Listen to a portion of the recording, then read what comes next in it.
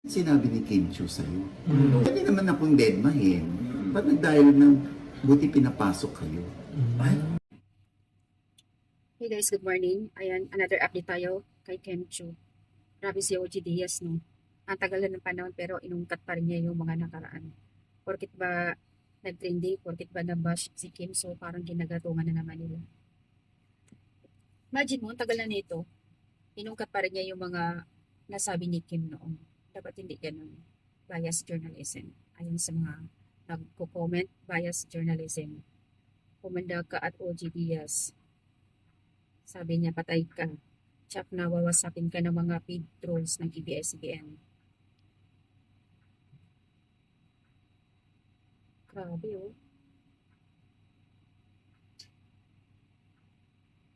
Dahil doon sa binitawan ni Kim Chiu na sinasabi niya, buti pinapapasok kayo. So parang masama para sa kanya. Sabi niya, bakit? Bawal ba makapasok? Anong mayroon? Bakit ganun binitawan ni Kim Chiu na salita? Kasi papasok na siya sa dressing room raw.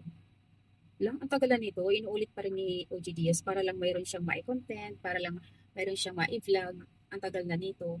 So, dapat sana yung mga ganito, hindi na dapat nila gagatungan.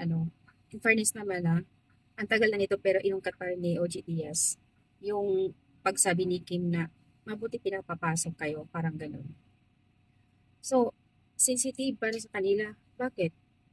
Bakit niya binitawan yung salita na yun? Bawal bang pumasok dito? Parang ganun. Guys, grabe. Hindi porkit na nabash si Kim Chiu, hindi porkit na nag-trending, gagatuan ka agad. Napaka-bias naman ng journalism na to. Paulit-ulit na lang. Ganon din si Christopher Min kapag hindi nabash si Kim Chiu, pinupuri niya, pinupuri. Pero pagka nabash, andoon yung niya, andoon yung talak ng talak. Parang napaka-plastic nila.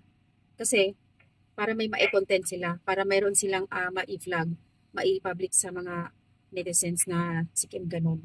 Pero kapag wala namang issue kay Kim Chiu, puring-puri sila, o pati si Paolo Abilino, dinadami nila pagpuri, issue ganito, ganyan.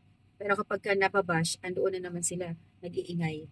Mga plastic, grabe. Tsaka yung mga previous, mga tagal na. So, ayan lang naman aking update guys. Sana tigilan na nila si Kim Chiu. Sana wag na sila mag-ungkat kung ano pa yung mga previous noon na matagal na.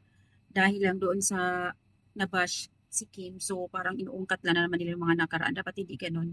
Tapos, syempre kapag binitawan ng salita niya, gagatong na naman ibang netizens doon. May mga nagko-comment hanggang magte-trend na naman. So, ayaw talaga nila tantanan si Kim Chiu. Sige lang. Sabi nga ng ibang mga netizens, the more na binabash niyo si Kim Chiu, hindi naman malaking kawalan para sa kanya, mas lalong sumisikat siya at dumadami blessing sa kanya.